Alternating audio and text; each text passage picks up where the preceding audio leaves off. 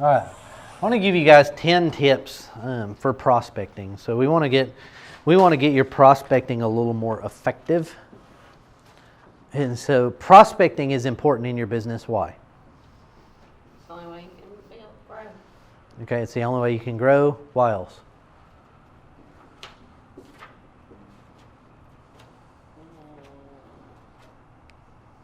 I don't know. I'm confused about the word prospecting. Okay, what is prospecting? You find a potential customer within a group. Okay, so in a lot of cases when we talk about filling your funnel, that's what prospecting boils down to. Prospecting is gathering potential customers. So before they're a customer, they may be a prospect. Now, before they're a prospect, they're a suspect, right? Okay. Yep. So we have suspects, prospects, and customers. Okay. So a suspect is somebody you don't know whether they would be a good client or not, right? You again, there's a question of, does this really fit my target market or not?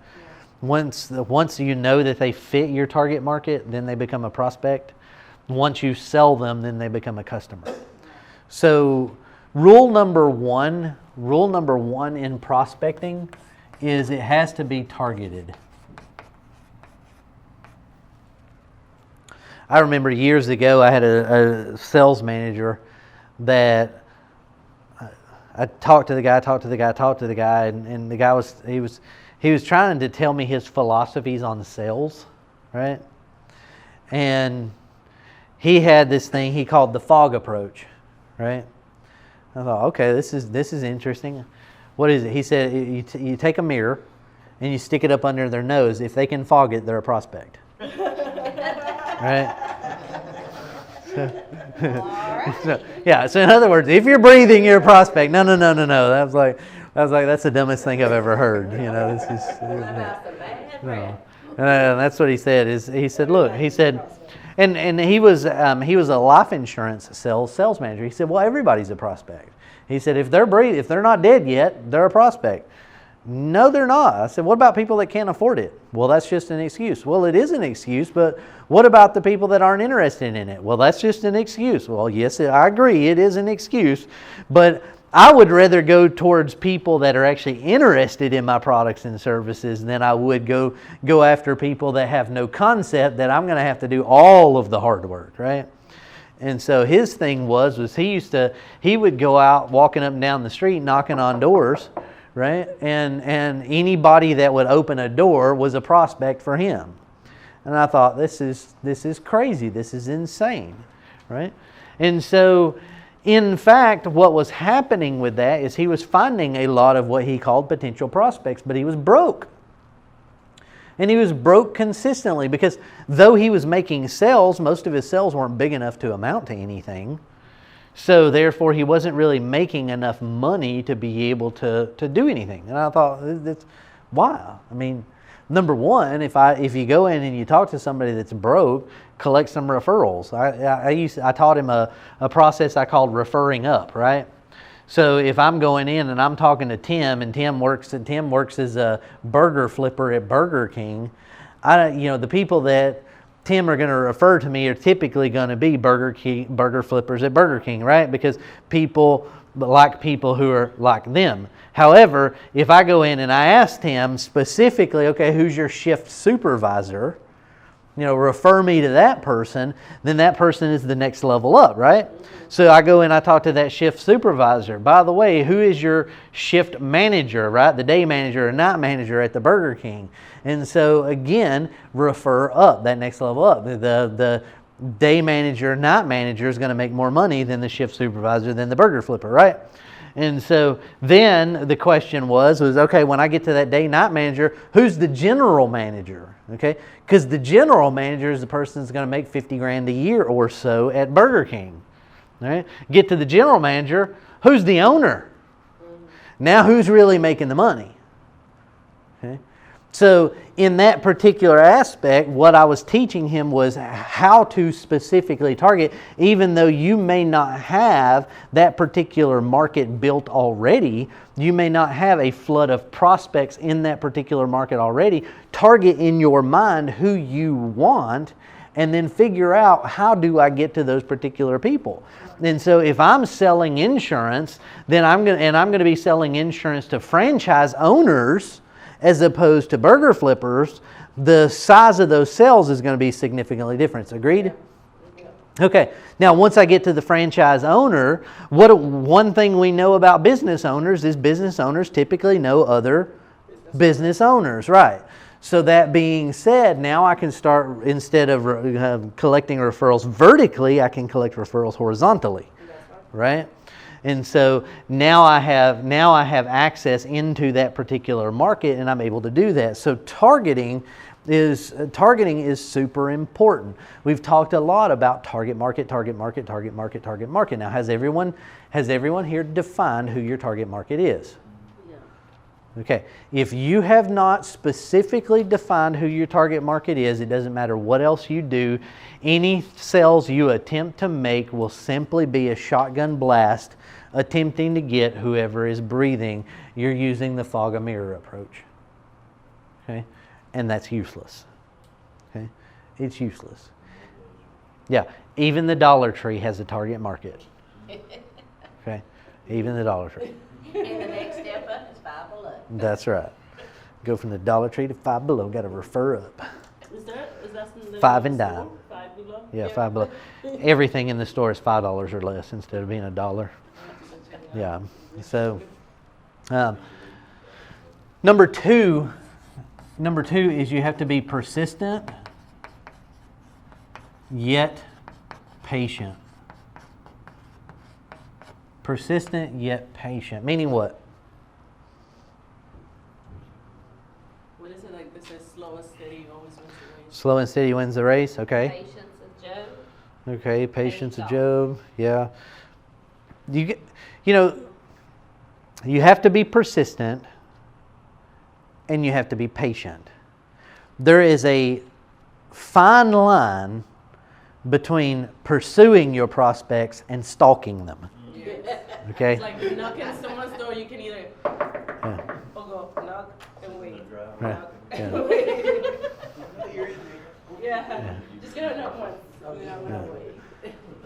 And I've seen people like that too. Matter of fact, in training life insurance agents and stuff in the past, I have seen some of them that walk up to people's doors, knock on the door, then they're looking in the windows. I see you in there. Hello. Yeah. Come to the door. All right. No. That's stalking. Okay, we don't want to do that. Yeah. What's wrong with you? 911. Hello. There's some weird person creeping outside my house. Yeah. So ultimately, we want to be persistent yet patient. Okay. Now it kind of goes back to something we talked about when we talked about direct mail, for example.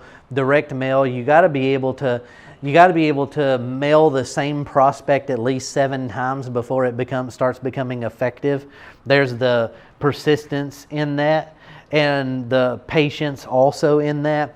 I can remember I went to a chamber luncheon one time, and they have the networking before the luncheon. So you go out and you're doing the networking, you're talking to people and this, that, and the other. And this one woman walks up to me, and I start talking to her, right? And I asked her, I'd never seen her before, so I just asked her a little bit about herself. And she's a new marketing rep for this particular company.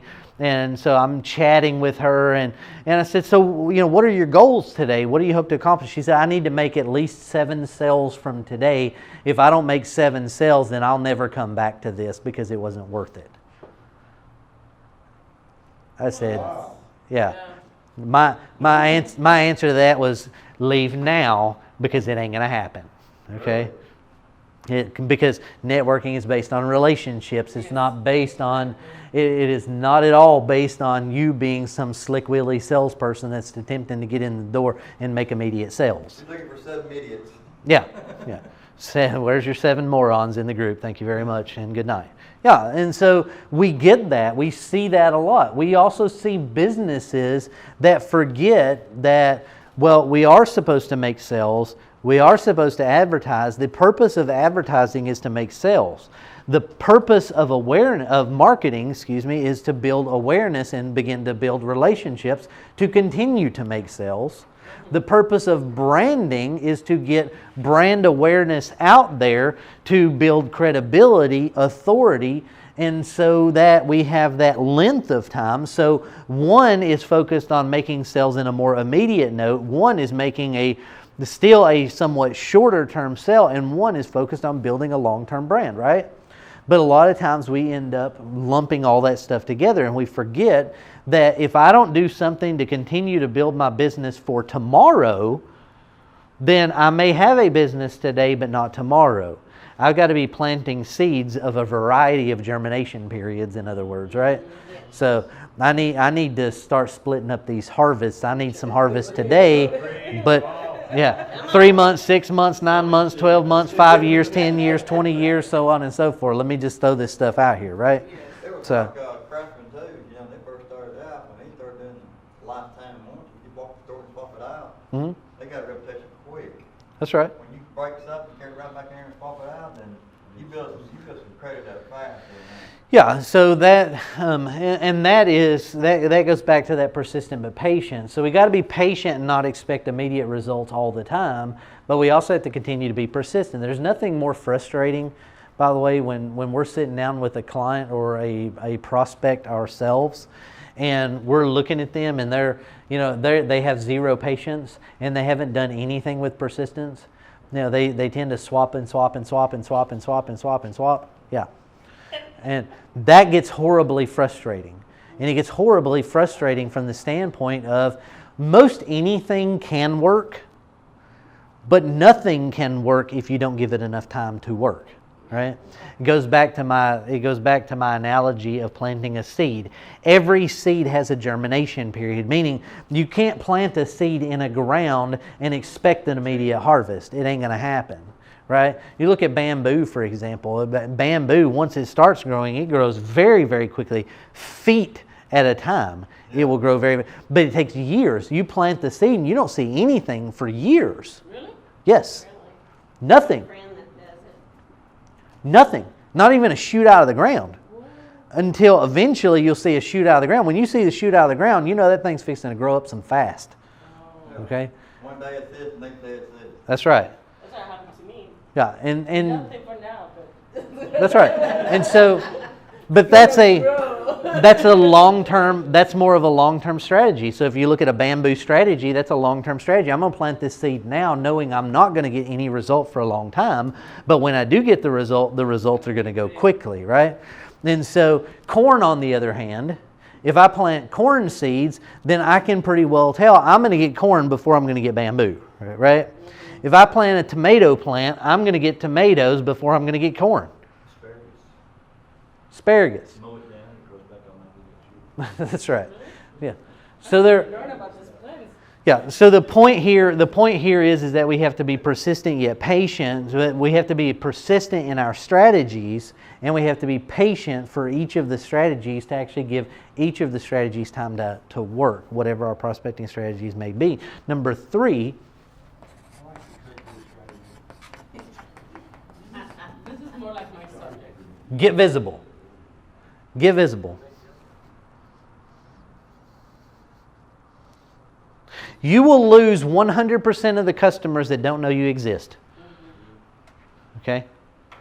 You will lose 100% of the customers that don't know you exist. If people don't know you're there, they cannot buy from you. Okay? So that being said, you have to get visible. Whatever you have to do to get visible. A lot of what we've talked about through all this is the process of getting visible, right? Some of you have implemented some of it and it's working well. Some of you have not implemented any of it yet, and then you're wondering why I'm still struggling to find prospects, right? But you get people that are saying, well, wait a minute. I need results from my business. But you're not doing anything to get out there. You're not doing anything to get visible. You got to get visible. And again, it could be as simple as attending some of the networking events in local chambers of commerce, going to meetup.com and scheduling things at meetup places. It could be those kind of things. It's also going to be, however, it's going to be through your articles and your videos and all of that kind of stuff. The more places that you can be visible, the more likely it is that people are going to look at those particular places and are going to think about, well, wait a minute. They're everywhere. That's something that we have heard for a long time is, geez Louise, David, you're everywhere. And really I wasn't, but I was creating that perception that I was everywhere because I was very strategic. I've always been very strategic about the things that I do. It has nothing to do with our location here. No, it's where you place yourself outside the office. That's right. It's where I place myself. It's where I get strategic about showing people where I am visible. Number 4 is recruit your Salesforce. Recruit your Salesforce. Meaning what? Your Salesforce? Yep. Meaning what? Get people that's gonna be on your team or your platforms to be on the same page. Okay. People will believe what others say about you before they will believe what you say about you. Okay, so I'm not talking about just employee salespeople here, though that is part of it. Like your clients and like references and That's right. use of your service and stuff. It goes back to what I was saying earlier about the whole Burger King burger flipper deal. It was easier to get an appointment with the shift supervisor because the employee, somebody already had a relationship, right? Right. And so if you get that referral relationship going on there and you have other people, referrals, you have centers of influence, you have, even if you do have salespeople in your sales force yourself, employees and all that, you got to have all of that. You got to have other people who can refer you to what it is that you need. Until you build that, you will constantly struggle. And by the way, the better your sales force, the less you have to physically spend in cash on marketing and advertising. Okay? The better your sales force, the less you have to spend in cash on marketing and advertising. In other words, it is possible for a business to do very, very well, word of mouth only, never spend $1 on radio, TV, print advertising, any of that kind of stuff. It is highly possible for a company to do that. But you have to build those raving fans. Right? You have to build those people that you can talk to and say, hey, I need you to introduce me to 3 people that you know that are just like you. Right? So the more of that you can build, the easier you will find that it will become in order to be able to grow your business. Number 5 is something I say over and over again, be systematic and scheduled. Be systematic and scheduled, meaning what? Like when you talk about your calendar and reminders and stuff to keep consistency and... Okay, calendar, reminders, all that kind of stuff. One of the biggest problems that I see from most business owners is they get caught up in the day-to-day minutia and they stop allowing themselves, or they stop forcing themselves in a sense, to do what it is that they need to do in order to be able to grow the business. In other words, you work in the business instead of on the business, but one of the biggest parts of working on the business is generating the systems and the schedules for when you are going to generate new clients. Right? It's so easy to get out there and start cleaning houses or start mowing lawns or start building buildings or start doing electrical contracts or whatever it may be. It's so easy to get out there and start doing that we can forget my number 1 primary job is to generate new clients. Is to generate new business. That should always be your number 1 and primary job, generating new business. Everything else flows from that. Because every business will have turnover of clients. Every business will have turnover of clients. So if you're not constantly generating an inflow of clients, eventually you will not have a business. So in order to best do that, you have to be both systematic and scheduled. You have to have a method for your madness, and you have to have a time at which you do it. And you have to systematize it, and you have to stick to it. Nothing should allow. It's kind of like sometimes when some of you guys come here and we'll hear that, well, I can't make it today because of this, I can't make it today because of this. Some people have more excuses than others, right? But ultimately at the end of the day, it's an excuse. For some of you guys, this is the only time of the week that you actually spend working on your business instead of in your business. Yeah. And so it becomes real easy to start making excuses because we look at it as, I got to go do this, I got to go do this, I got to go do this, I got to go do this. But at the end of the day, if I don't prioritize and schedule my time to work on the business, invariably and eventually you will not have a business. It will happen. It'll dry up. That's right. Like his dispenser. That's right. Number 6 is high integrity. And I felt really guilty about mentioning this week. That was the first time I've met it. I felt bad. Mm-hmm. High integrity. Meaning what? Complete, whole. Okay, integrity means be complete, be whole. There are plenty of people out there that prospect using gimmicks. Okay? Don't use gimmicks. Okay? Be integral. If you say you're going to do something, do it. Be honest with what you're doing, because eventually if you don't, it will come back to bite you in the butt. Okay? You may not pick up as many new clients as you could with certain gimmicks. There are lots of businesses out there that use gimmicks. You may not be able to pick up as many new clients, but at the end of the day, you will pick up more loyal clients. Okay? I would rather have one loyal client that will stick with me for a long time than have 5 disloyal clients. Okay? Seen plenty of those over the years. Okay? Those people end up wasting my time, wasting my energy, wasting my resources. I have spent a lot of money over the years on disloyal clients. Okay? Having to deal with the mess. So I would rather have high integrity, do it right, and not have to worry about somebody coming back and questioning, hey, you sold me this, but that's not what this really is. Right? Makes all the difference in the world. Number 7, use a variety of techniques.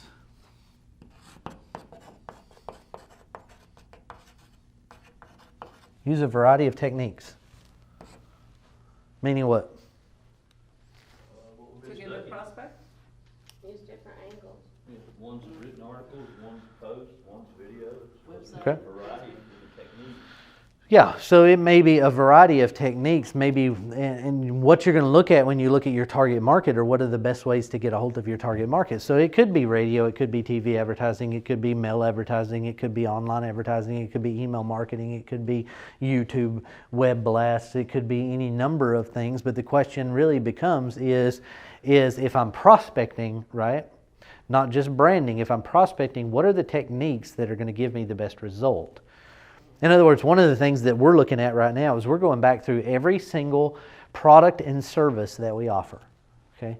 Every single product and service that we offer. So we're going back and looking at our target market and determining first and foremost what are the biggest pain points that they have, right? So if we're looking at that target market, looking at the biggest pain points that they have, then we're going back to each product and service that we offer and looking at those products and services and matching up pain points with products and services. Now, why would we do that? To better fine-tune your market and have possibly more options to those that weren't being marketed in those arenas. Okay, so number one with that is I can then go back, if I understand the pain points, then I can provide a solution to a pain point. But by just offering a product that is not a solution to a pain point has a lower chance of closing a deal, right? So if I can solve a problem, I have a much higher chance of closing a deal. But once I determine this product or service is the solution to this particular problem, now I can start marketing to that particular problem, right? So if I can start marketing to that particular problem, then the people who see that solution to that problem are significantly more likely to buy that product or service, are they not? Yeah. Okay. So, but I have to determine what are the pains first, then what do I have that solves those pains, and then how do I market to those pains? See? And that's where the variety of techniques comes in. How do I get access to that market, number one, and then how do I solve the problems that they have, number two? Right? All right. Number 8, be consistent, enthusiastic, and optimistic. This is something that I've talked with the guys about several times lately. Okay? Be consistent, enthusiastic, and optimistic, meaning what? That to be consistent, enthusiastic, and optimistic, like always have a good attitude. Be positive In and the same Follow pace, like through. like if you're enthusiastic one day, don't come back the next day and just lose hope. Have you ever watched a speaker, somebody speak or teach or anything like that? It's kind of captivating, right? Mm-hmm. Especially when they say or do certain things, you can't really help but listen to what they say, and then when they start talking to you about certain things, it gets you all pumped up, and you're ready to go out and change the world when they do. It's because they have a certain enthusiasm or charisma about them. And they're consistent about it. It's like when I listen to Pastor Chris, it's just every time he delivers, it's at the same pace. You don't see like one day he's upbeat and then the next service he's like, oh, whatever. That's right. That sounds like network marketing when you describe that. Well, yes and no. I mean, consistent, enthusiastic, and optimistic. Consistent is different than persistent, right? Okay. Persistent means you keep going. Consistent says you have the same message, right? You're saying the same thing. In other words, you're consistent means I am not changing my message over and over and over again. It's one of the frustrations we get with politicians, isn't it? Yeah. They'll speak to one group and say one thing. They'll speak to another group and say something completely different. It doesn't match. Depends on what state they're in. That's right. So it may, or what group they're talking to, right? And so we have to have a consistent message. We have to be enthusiastic or passionate about that particular message. And we also have to be optimistic about it. How many of you guys enjoy spending time with someone who every other word out of their mouth feels like it's negative? Yeah, I'm married to one. It's a blast. In other words, it's a shotgun blast because that's all you can think about is either shooting yourself or them. And it's like, okay, please, for the love of God, please, Lord, smite them or take them out of my sight. One of the two. I don't care what you do. Just do something, right?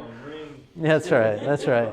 I mean, and there have been, I know Kevin can tell you, there have been times where people have walked into the office, and before they come into my office, I will tell them, hey, in about 15 minutes, come in and just say something that there's a client, or I got a meeting, or I got something, or whatever it may be.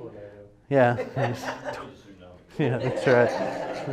I think you noticed, but We've got an inbound hurricane, David. You got to go. That's right. Flee to safety. Yeah, I got it. Yeah, I got to go now.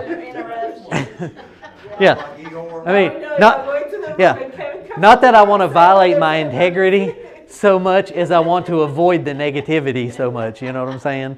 And so again, it's frustrating dealing with those people, isn't it? It's frustrating. And so if it's frustrating listening to those people, don't be one of those people.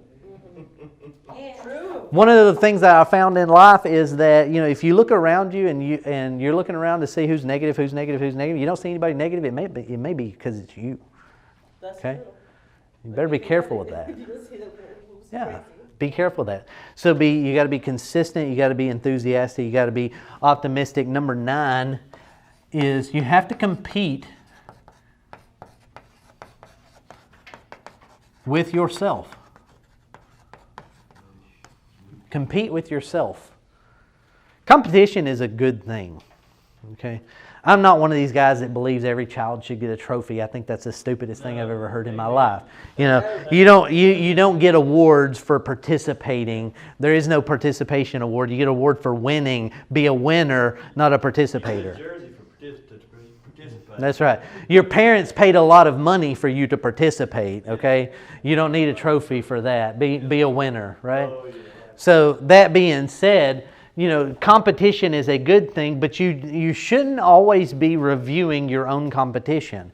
You should be focused on competing with yourself more than you should be with competing product or service competitors. Why? You're your worst enemy. You are your own worst enemy. That's number one. Why else? To yourself, you're never good enough, so you'll eventually get down on yourself. You could get down on yourself. One of the other reasons why is because if you're consistently looking at your competitors, what you're really looking at is you're really looking at their results, right? But you don't What if their results are dismal? You're competing with somebody who has dismal results. In fact, when I first started the insurance brokerage that we have, when I first started that, I could have went out and interviewed and surveyed many other insurance brokerages. I could have went out and found out how are these people doing things, how are they building their things, how are they growing. But I didn't want to do any of that because I didn't want to figure out all the ways that people were broke. Right? I wanted to know what is it that is the target market that we have, what is the best way to access this particular target market, how can I get in front of these particular people. And one of the things that we figured out is that the businesses that could have easily been our competitors, if we were to do that, actually became our biggest referral sources. We generate, in the insurance brokerage, we actually generate more business from competitors than we do anyone else. There is no other resource that we have ever marketed to that has produced the results as State Farm and Farmers and Alpha and Allstate and those kind of places. And people say, well, wait a minute, how can you do that? Because they're competitors. Y'all sell the same stuff. Because what we did was so different. We focused on competing with us and not competing with them. In other words, we built reciprocal relationships with them. In fact, we work in symbiotic relationship, not a parasitic relationship with them. So that being said, we provide a way in that company, we provide a way for them to be able to maintain relationships with products and services that they offer, as opposed to losing relationships because they may not be able to service something else. Right? And there are plenty of people out there that want to take everything you got. Your car insurance, your homeowner's insurance, your umbrella liability insurance, your business insurance. They want it all. But not every company can sell you everything. Right? So that being said, for us, looking at competing with ourselves instead of competing with everyone else says that I don't need to look at all the messed up ways people are doing things. I need to figure out what the best options and opportunities are based on this, not based on me trying to compete with everyone else under the sun. Number 10, finally, is be relentless. Be relentless.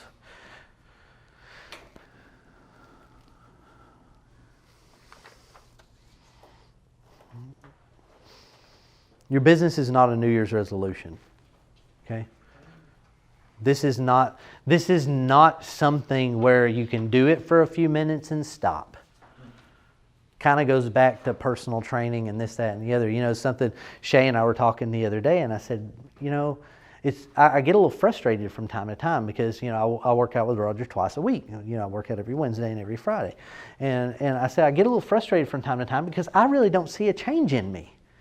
You know, I just don't see the change.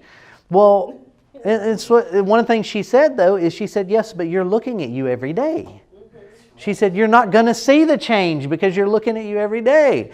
And so one of the things that I did, I actually went the other day and I pulled up a video that I had did from about 1.5 years ago. Right? I was like, dang, dude.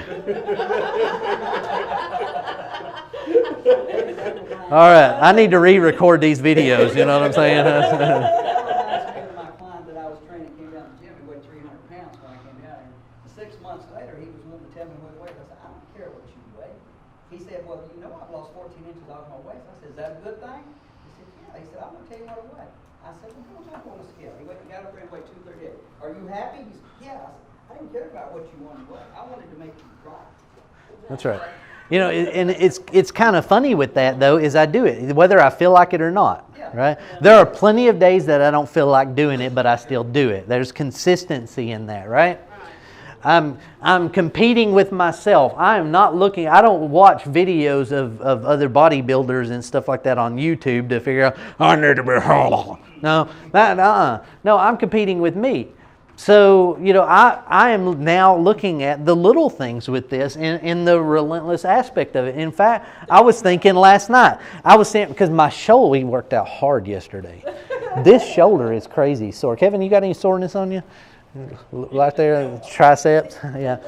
This shoulder right here is crazy sore. And so I was rubbing it yesterday, but then I started feeling, wait a minute, there's a hump right here and right here, and there's a dip right there. You know what I'm saying? Yeah. I like that.